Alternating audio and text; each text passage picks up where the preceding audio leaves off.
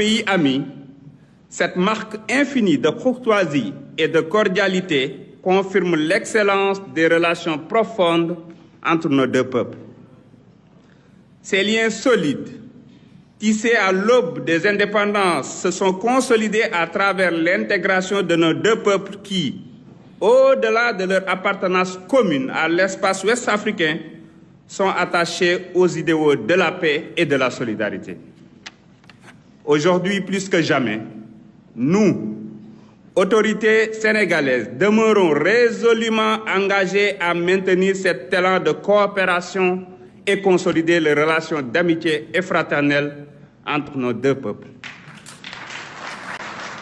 Du reste, cette volonté politique a déjà été exprimée puis concrétisée par la visite effectuée ici à Abidjan au tout début de son mandat par le président de la République du Sénégal, son Excellence Bassirou Diomaye Diakhar Faye, dont la vision panafricaniste constitue un axe majeur de la politique étrangère du Sénégal.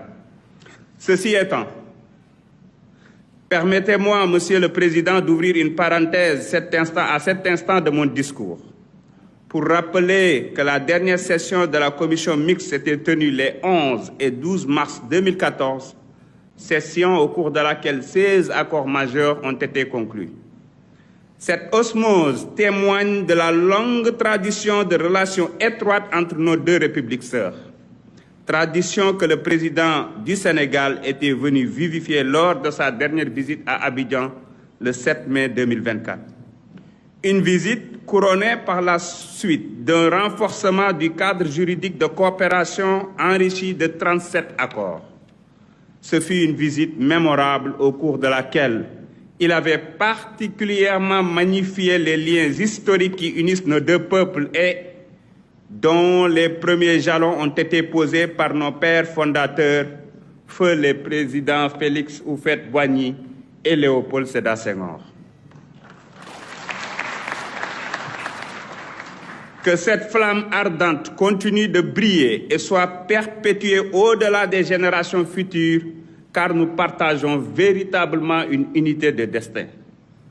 Dans cet esprit, nous, présidents de Parlement, devons œuvrer à renforcer la coordination, l'harmonisation législative et l'efficacité de nos actions afin de bâtir une CEDEAO véritablement tournée vers les peuples et répondant pleinement à leurs aspirations.